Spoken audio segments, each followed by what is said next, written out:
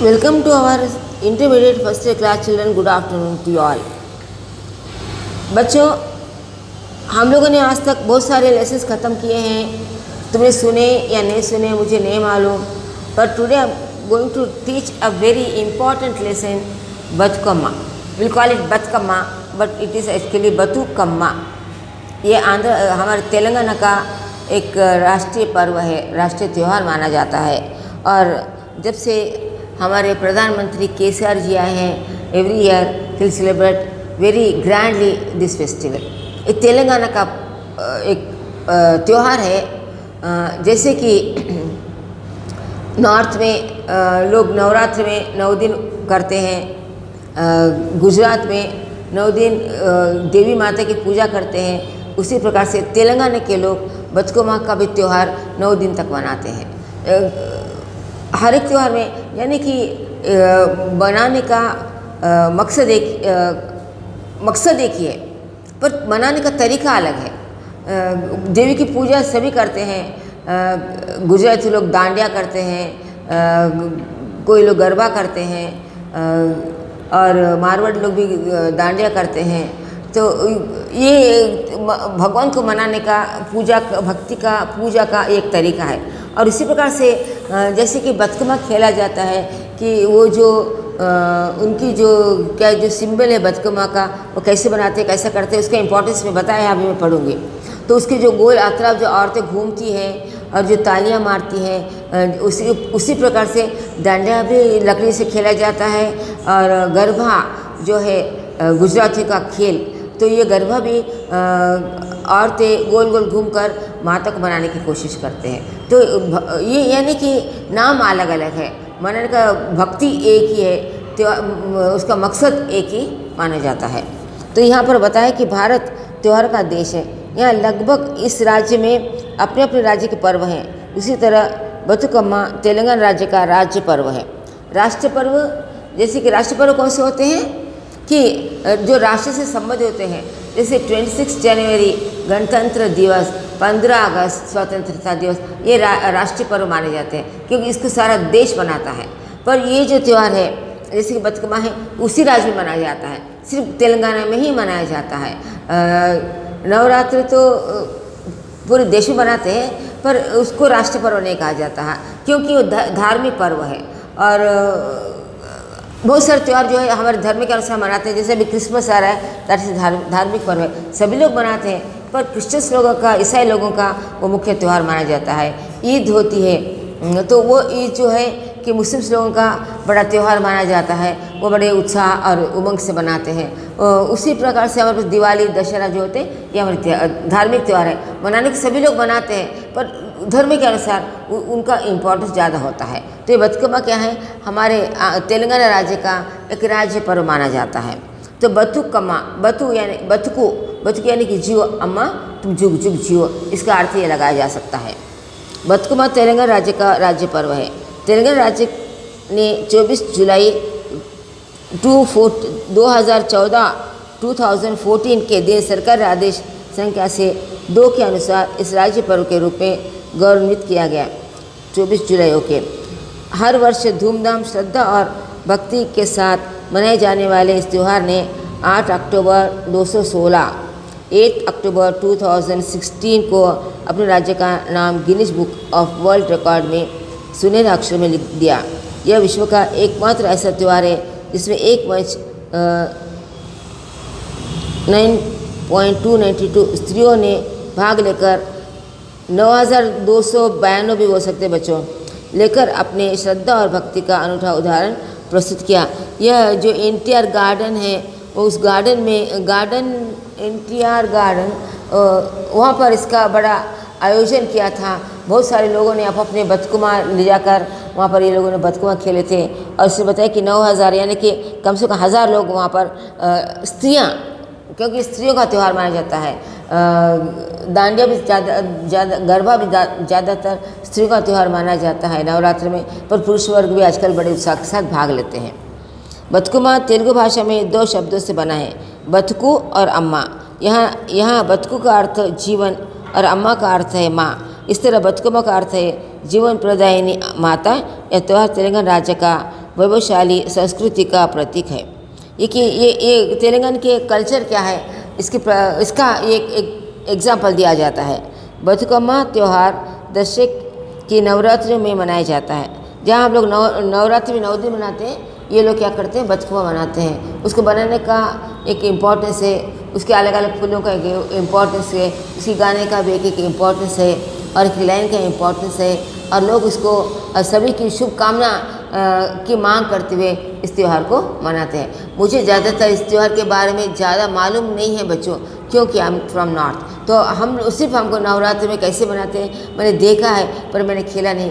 इस कौन से फूल का कैसे कैसे बनाते हैं इसका भी मुझे ज़्यादातर मालूमात नहीं है।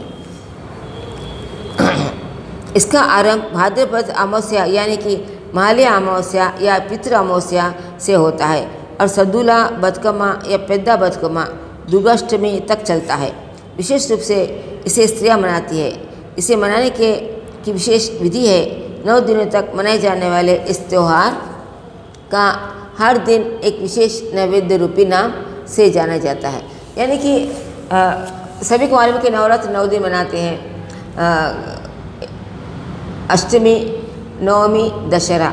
अष्टमी को माता की बड़ी पूजा होती है, नवमी को उसका उद्यापन हो जाता है, 9 दिन पूजा करते हैं और दशहरे के दिन रावण दहन करके दशहरे की समाप्ति होती है। उसी प्रकार पितृ अमावस्या जो होती है गणेश चतुर्थी के बाद में 15 दिन तक सारे काय वर्जित होते हैं। यहाँ पर हम अपने बड़ों के प्रति जो इस संसार को छोड़कर गए हैं, जो हमको छोड़कर चले जाते हैं, उनके प्रति आभार प्रकट करते हुए जिस तिथि को अकॉर्डिंग टू हिंदी कैलेंडर जो तिथि यानी कि डेट जो आती है, उस तिथि को जिसकी जो छोड़ कर चले जाते हैं उस तिथि के अनुसार उनको क्या करते हैं, उनके श्रद्धा से, उनके नाम से अपने भाई बंधुओं के साथ कुछ मिष्ठान बनाकर, भोजन बनाकर खाते हैं, उनको याद करते हैं। और ये यानी कि अपने बड़ों के प्रति श्रद्धा प्रकट करने का ये दिन माना जाता है। दशहरे के बच्चों गणेश चतुर्थी के विसर्जन के बाद से जो 15 दिन आते हैं, उन 15 दिनों में जो जिस दिन चले जाता है उस तिथि के अनुसार उनको याद करके उन्हें खिलाया पिलाकर उनसे आशीर्वाद प्राप्त करते हैं। और उसके बाद से जब अमावस्या स्टार्ट होती है तो बथुकम्मा का त्यौहार भी शुरू किया जाता है। ये 9 दिन बड़े शुभ माने जाते हैं और एक एक दिन एक त्यौहार प्रसाद लगाया जाता है और उसी के नाम से ये 9 दिन का 9 प्रसाद के रूप में 9 दिन को मनाया जाता है। तो पहले दिन को एंगली पूल बथुकम्मा कहा जाता है। एंगली पूल बथुकम्मा यानी कि एंगली यानी कि झूठा, फूल यानी कि फूल और बथुकम्मा चढ़ाए जाते हैं। पर इसके अंदर से क्या करते हैं कि इसे नैवेद्य के रूप में तिल और चावल के आटे से बनाए गए मिष्ट भोजन बनाते हैं। तिल और चावल के आटे से कुछ बनाते हैं, उसको पहले दिन को कहा जाता है एंगली पूल बथुकम्मा। दूसरा दिन अटकुल बथुकम्मा यानी कि पोहा जिसको कहते हैं हम लोग हिंदी में, जिसको सुदामा ने कृष्ण को दिया था। इसीलिए कृष्ण जन्माष्टमी के दिन भगवान श्री कृष्ण को पोहा, गुड़, खोपरे का नैवेद्य चढ़ाया जाता है, क्योंकि माना जाता है कि कृष्ण को पोहा बहुत पसंद था। और एक हमारे में एक क्या कहेंगे कि विश्वास है कि सुदामा ने एक मुट्ठी जब चावल श्री कृष्ण भगवान को दिए थे तो उसकी दरिद्रता दूर होकर वह धनी हो गया था, उसका सम्मान हुआ था। उसी प्रकार से भगवान कृष्ण क्या है कि पोहा से खुश हो जाते हैं और तेलुगु में पोहा को कहा जाता है अटकुलू। तो दूसरा दिन कहा जाता है कि अटकुलू बथुकम्मा। इस दिन नैवेद्य के रूप में चिवड़े के व्यंजन बनाए जाते हैं। चिवड़े यानी कि वही मैंने कहा ना कि पोहा। और तीसरा दिन है मुद्दा पप्पू बथुकम्मा यानी कि मुद्दा पप्पू यानी कि जो हम लोग दाल बनाते हैं, दाल में पानी डाल कर पतली दाल करते हैं, ऐसे नहीं, जो दाल उबलती रहती है, जो गाढ़ी दाल होती है, उसको कहते हैं मुद्दा पप्पू। और उस दाल से ये लोग क्या करते हैं, फीके दाल के साथ बथुकम्मा मनाया जाता है। और चौथा दिन है नान बियम बथुकम्मा, गीले चावल वाला बथुकम्मा। पाँचवा दिन अट्ठला बथुकम्मा, उबले हुए चावल के आटे से बनाए गए डोसे वाला बथुकम्मा यानी कि डोसा बनाता है, वो है अट्टला बतकमा, यानी कि पहला दिन जो बनाए जाते हैं वो है एंगली पूल बतकमा, दूसरा दिन है अटकुल बतकमा, तीसरा दिन है मुद्दा पप्पू बतकमा, चौथा दिन है नाने बियम बतकमा, पाँचवा दिन है अट्टला बतकमा। और छठे दिन है कि अलगीना बतकमा। ऐसा माना जाता है कि इस दिन देवी माँ रूठ कर बैठ जाती है और कुछ नहीं खाती, इसलिए इस दिन रूठी बतकमा को नाम से जाना जाता है। सातवां दिन है वेप कायला बतकमा, चावल के आटे से बने हुए निम्बोली के आकार के कुछ मुरकुल चकली वाला बनाते हुए वो कहा जाता है।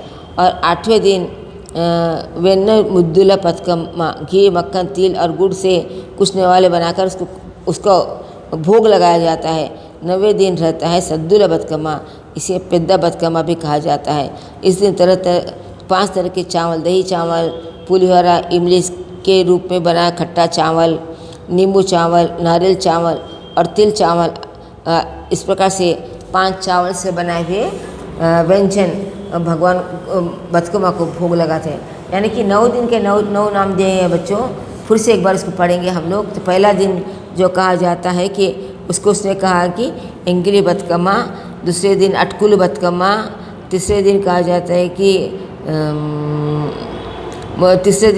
मुद्दा पप्पू बतकमा, चौथे दिन कहा जाता है कि नाने पीएम बतकमा, पाँचवा दिन कहा जाता है कि अट्ठला बतकमा, छठवां दिन कहा जाता है कि अलगीन बतकमा, सातवां दिन कहा जाता है कि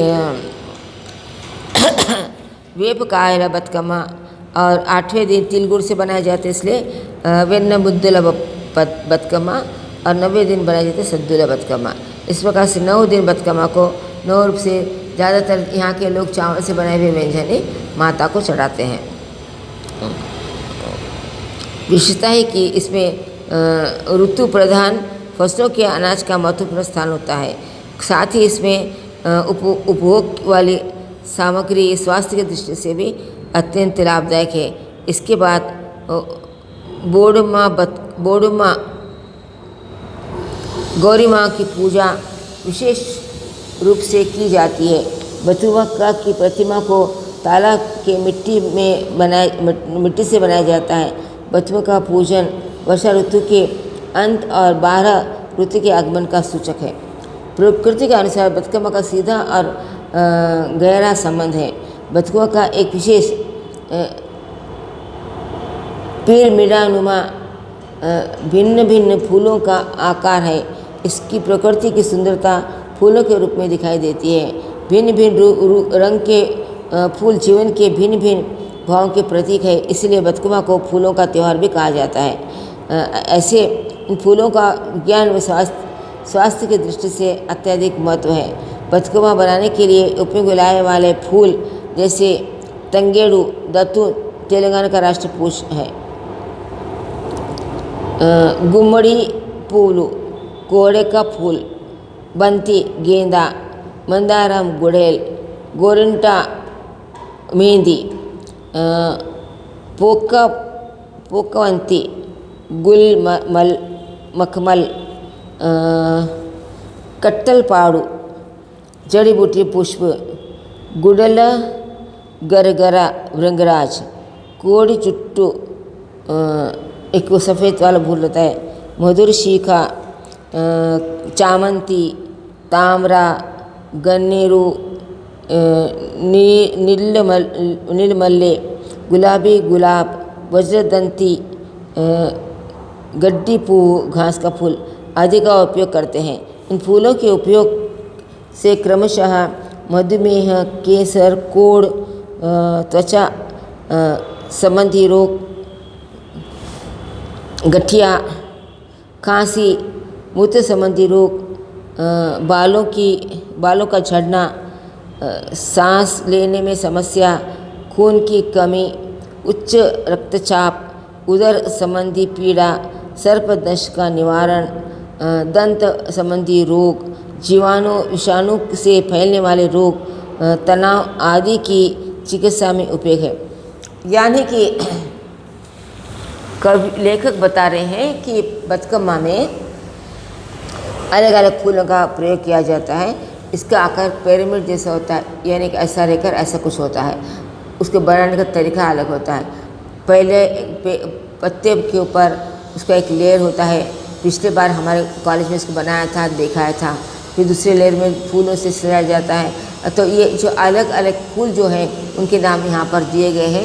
ये सारे फूलों से इसको बनाया जाता है और कहा जाता है कि ये जो फूल है हमारे विज्ञान में, हमारे साइंस में या हमारे चिकित्सा क्षेत्र में इसका बड़ा महत्व है।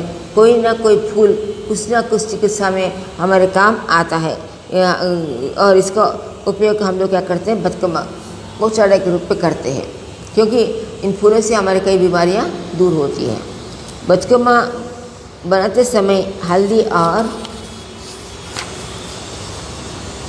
गोबर का विशेष उपयोग होता है। इन दोनों का सांस्कृतिक दृष्टि से भी विशेष महत्व है। हल्दी यहाँ शुभ कार्यों की पहली मांग है, वही इसमें प्रोटीन, आहार, फाइबर, नियासिन, विटामिन सी, ई के और पोटेशियम, कैल्शियम, तांबा, लोहा, जस्ता, मैग्नीशियम जैसे जीवाणु के विवासुओं को नष्ट करने वाले तत्व विद्यमान होते हैं। साइंटिफिकली अगर देखा जाए तो हल्दी का विशेष महत्व है। यहाँ तेलंगाना में, आंध्रा में या साउथ में ज़्यादातर लोग क्या करते हैं, जब स्नान कर लेते हैं पैरों में हल्दी लगाते हैं। क्योंकि स्नान करने के बाद में हमारे आंग में जो गर्मी होती है तो इससे शायद कीड़े कीटाणु मर जाते होंगे, इसलिए इसका प्रयोग भी किया जाता है और इसको शुभ माना जाता है स्नान के बाद हल्दी लगाना। दूसरी चीज़, लोग हल्दी का थोड़ा तिलक भी लगा लेते हैं। और क्या कहा जाता है कि अभी तो हम लोग मान रहे हैं कि जब से जो कोरोना स्टार्ट हुआ है तो लोगों का और जो आयुर्वेदिक दवाइयाँ हैं, जो बाबा रामदेव जी कुछ दवाइयाँ बोलते हैं, इसके अंदर हल्दी का प्रयोग मस्त है। लोग कहते हैं कि हल्दी एंटीबायोटिक है, इसको खाने से कहीं मार लग जाता है, उसके ऊपर हल्दी डाल दो मार कम हो जाता है। जिसको शुगर है वो हल्दी खाने से उसकी शुगर जल्दी का, उसका मार वगैरह जल्दी कम हो जाता है वगैरह। तो हल्दी का इसमें विशेष महत्व होता है। इसके कारण जब बथुआ बनाते हैं तो बथुआ बनाते समय पहले एक छोटे से हल्दी एक बिगड़े टाइप में या कुछ सिंबल के टाइप में इसको रखा जाता है, जिसको गणेश माना जाता है या गौरी माना जाता है, और उसको वहाँ पर रखकर पूजा की जाती है। उसके बाद से गोबर से स्वास्थ्य दृष्टि से बहुत लाभदायक है। यह कृषि के लिए जहाँ श्रेष्ठ खाद्य है, वही जीवाणु व विषाणु के घर का सुरक्षा करता है। इतना ही नहीं, इन फूलों के जल से विद्यमान जीवाणु का विषाणुओं को नष्ट करते हैं। हाँ, और ऐसे मानते हैं ना कि गोबर तो खाद के रूप में माना जाता है और गोबर खेती के काम आता है। गोबर से घर को लीपते हैं, कहा जाता है कि इसमें से जो निगेटिव एनर्जी वो दूर हो जाती है, घर में आनंदित वातावरण आता है। रामदेव जी बाबा मानते हैं कि जो गोबर होता है, उसका जो गोमूत्र होता है वो भी बहुत लाभदायक है। उसको कैंसर बीमारी के लिए पिया जाता है, यानी कि इसका कुछ प्रोसेस होता है, उस प्रोसेस के बाद में इसको पिया जाता है, जिससे कहा जाता है कि कोढ़ जैसी भयानक बीमारी में से दूर हो जाती है और कैंसर जैसी बीमारी के ऊपर भी उसका इलाज हो सकता है। इस प्रकार वैसे हमारे हिंदू संस्कृति में गाय का बड़ा महत्व है और गाय और उसके गोबर का तो ज़्यादा ही महत्व है। और लोग गाय की पूजा करते हैं, माना जाता है कि उसमें 36 करोड़ देवता रहते हैं। गाय को रोटी खिलाना बहुत ही शुभ माना जाता है हमारे, और इससे भी हमारा देश कृषि प्रधान देश है, इसलिए गाय और बैलों का ज़्यादा महत्व होता है।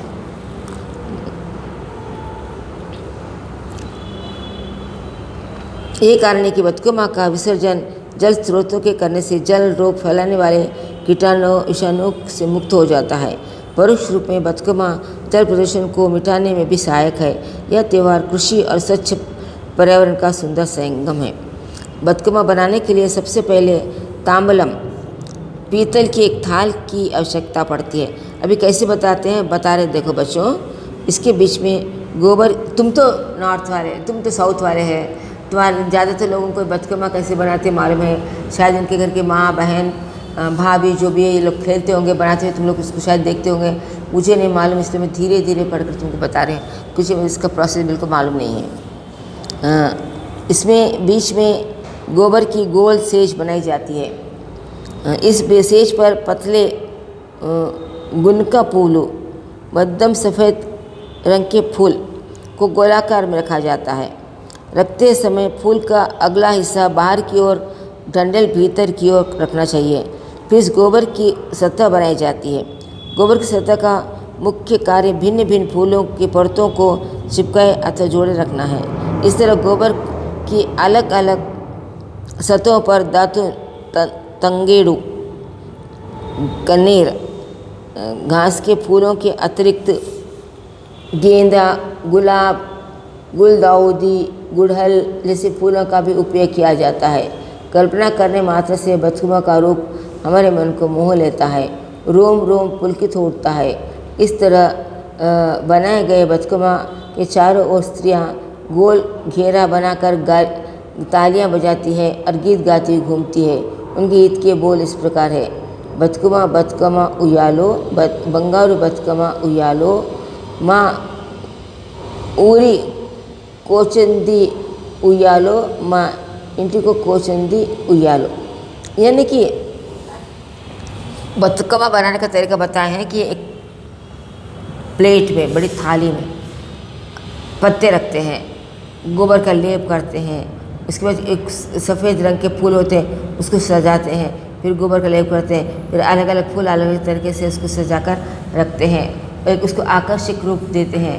हम लोग देखते हैं कि जब बथुकम्मा का त्यौहार होता है तो गली गली, कोने कोने में, चौराहे पर ये बथुकम्मा के सिंबल बनाकर लगाए जाते हैं और उसके अतराफ जो औरतें घूमती हैं और गाते गाते तेलुगु के बोल से वो गाना गाकर बथुकम्मा की प्रार्थना करती है। यह पंक्तियों का अर्थ है कि बथुकम्मा बथुकम्मा झूला झूले। अच्छा, स्वर्ण बथुकम्मा झूला झूले, हमारे गांव आई है बथुकम्मा, माँ ऊरी की ओचिंदी बथुकम्मा, यानी कि हमारे गांव को आई है बथुकम्मा। माँ इंटी को ओचिंदी बथुकम्मा, हमारे घर भी आई है बथुकम्मा। इसलिए इतना ही नहीं, इस गीत के माध्यम से बथुकम्मा त्यौहार में छिपी ऐतिहासिक कहानी को भी उजागर करती है। वह कहानी इस प्रकार की है। वेमुलवाड़ा के राजा चालुक्य राष्ट्रकूट शासकों के सामंत थे। चोल और राष्ट्रकूट शासकों के बीच एक घमासान युद्ध हुआ। इस युद्ध में चालुक्य शासकों ने राष्ट्रकूट शासकों का पक्ष लिया और चोल और राष्ट्रकूट और चालुक्य शासकों ने राष्ट्रकूट का पक्ष लिया। और सन 1973 में चालुक्य राजा तेलुपड़ु द्वितीय ने राष्ट्रकूट के अंतिम राजा कुरुकुड द्वितीय को हराकर स्वतंत्र कल्याणी चालुक्य राजा की स्थापना की। यानी कि चालुक्य राजा शासकों ने राष्ट्रकूट राजा का साथ दिया और साथ देकर, यानी कि चालुक्य राष्ट्रकूट राजा ने राष्ट्रकूट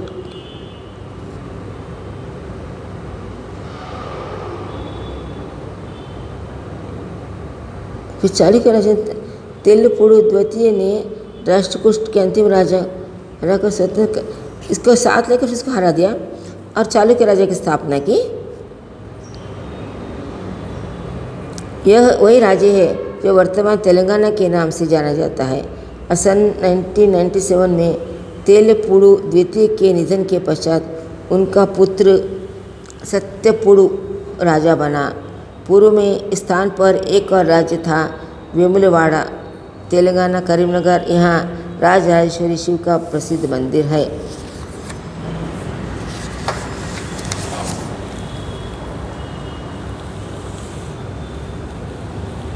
चोल राजा परांतक सुंदर भगवान राजराजेश्वर के परम भक्त थे। उन्होंने अपने बेटे का नाम भी राजराजा रखा। राजराजा चोल के बेटे राजेंद्र चोल के राजराजेश्वर का मंदिर तुलवाकर यहाँ शिवलिंग अपने पिता को भेंट किया और सन 1906 में राजा चोल ने इस शिवलिंग के लिए मंदिर का निर्माण करवाया और सन 1010 में तंजावुर में बृहदेश्वर नाम के मंदिर की स्थापना हुई और वेमुलवाड़ा के शिवलिंग का उसी समय प्रतिष्ठापन किया गया। इसमें तेलंगाना के लोगों के मन में को ठेस पहुंचाई। कहते हैं तेलंगाना को छोड़कर वृद्धम्मा बहुत दुखी थी। इनके इसी दुख को दूर करने के लिए बतकमा त्यौहार की शुरुआत हुई। यहाँ के लोगों ने फूलों का पहाड़ बनाकर शिखर पर हल्दी से बने गौरमा के रूप में प्रतिष्ठापन किया। कहते हैं कि उस समय बतकमा त्यौहार प्रचलन में आया। इस तरह देखा जाए तो इस त्यौहार का इतिहास 1000 वर्ष से भी पुराना है। हाँ, तो ये कहानी बड़ी कॉम्प्लिकेटेड है बच्चों। एक बार कहते हैं कि चोल राजा ने राष्ट्रकूट राजा के बीच घमासान युद्ध हुआ और चालुक्य राजा आकर क्या कहते हैं कि चालुक्य राजा ने आकर ये राष्ट्रकूट राजा से मिल गए। फिर ये कह रहा है कि राष्ट्रकूट राजा ने चालुक्य राजा को हराकर चालुक्य राजा ने राष्ट्रकूट के राजा को हराया और अपना राज्य स्थापित किया। और वहाँ पर उनका वंश जो था सत्यपाड़ु उसने बनाया। वहाँ पर एक वेमुलवाड़ा में है एक राजराजेश्वरी मंदिर है। वहाँ पर के राजा ने वहाँ पर मंदिर को तुड़वा कर वहाँ पर एक शिवलिंग बनाया। और जब शिवलिंग का निर्माण करा तो वहाँ की रानी को बड़ा दुख हो गया और वो छोड़कर जाने की बात करेंगे। तो उसको खुश करने के लिए उन्होंने क्या किया, त्यौहार मनाया और एक पहाड़ पर जाकर उस देवी के रूप में गौरी की स्थापना करके इस मंदिर की पूजा की। इसका इतिहास है, इतना इतिहास तो मुझे भी नहीं मालूम था। इसमें अतिरिक्त एक पौराणिक कहानी भी है। कहानी एक प्यारी बहन के बारे में है। उसके 7 भाई थे, सभी वीर और साहसी थे। सभी के विवाह हो चुके थे। सभी भाई अपनी बहन से अत्यंत प्रेम करते थे, किंतु भाभियाँ ईर्ष्या करती थी। एक दिन सभी भाई शिकार के लिए वन को गए। बहुत देर होने पर भी वे नहीं आए। इस अवसर का लाभ उठाकर भाभियों ने बहन को बहुत यातनाएं दी। बहन भाभियों की यातना से तंग आकर घर छोड़कर चली गई। जब सभी भैया घर पहुँचे तब वे अपनी प्यारी बहन को ढूंढने लगे। आवाज़ भी दी किंतु वह नहीं आई।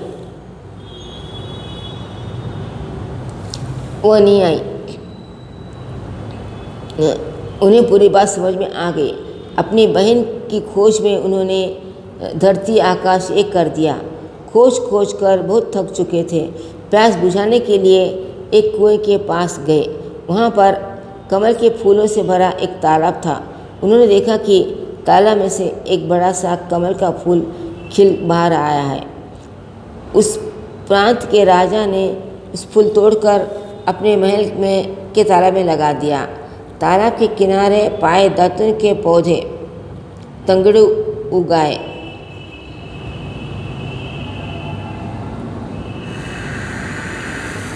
कुछ दिनों के बाद साक्षात विष्णु भगवान धरती पर आकर उस कमल के फूल को मनुष्य के रूप में बदल दिया।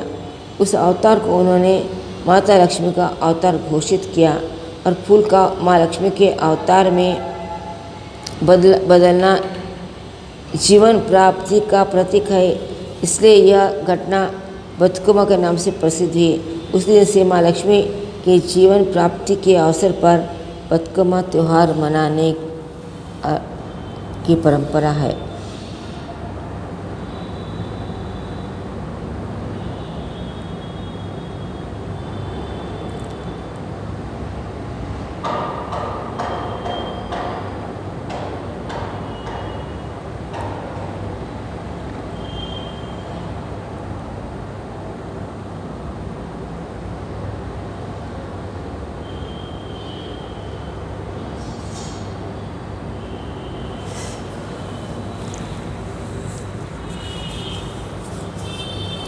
ऐसा और की कहानी है कि ऐसा भी कहा जाता है कि चोल नरेश धर्मांगंत और उसकी पत्नी सत्यवती के 100 पुत्र थे। वे सभी पुत्र एक महायुद्ध में मारे गए।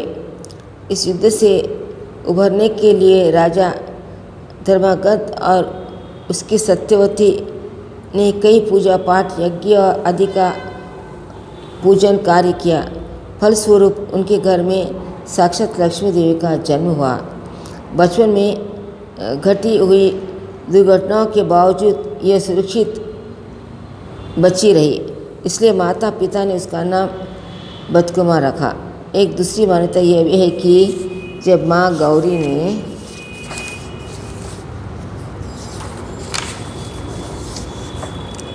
महिषासुर का वध किया तो उस युद्ध से उत्पन्न थकान से वे बेहोश हो गई। कहते हैं कि उसे उठाने के लिए वहाँ उमड़ी स्त्रियों के भीड़ से बतकुमा गीत गाया गया। इस कथा के अतिरिक्त भी कई लोक मिथकीय कथनाएँ मान्यता में हैं, जो भी इस सभी कथाओं का जीवन प्रदायिनी माता की महत्ता का गुणगान हुआ है। 9 दिन तक बतकुमा मनाने के बाद स्त्रियां बतकुमा को जल में विसर्जित करती है। यह प्रक्रिया विशेष ढंग से संपन्न होती है। उस दिन सभी स्त्रियां अपनी बतकुमा लेकर तालाब में जल स्रोतों के किनारे पहुंचकर माँ गौरी देवी के प्रतीक बतकुमा का विसर्जन करती हैं। विसर्जन के समय में वे बतकुमा में अपने समाज, परिवार, स्वयं की मंगल कामना करती है।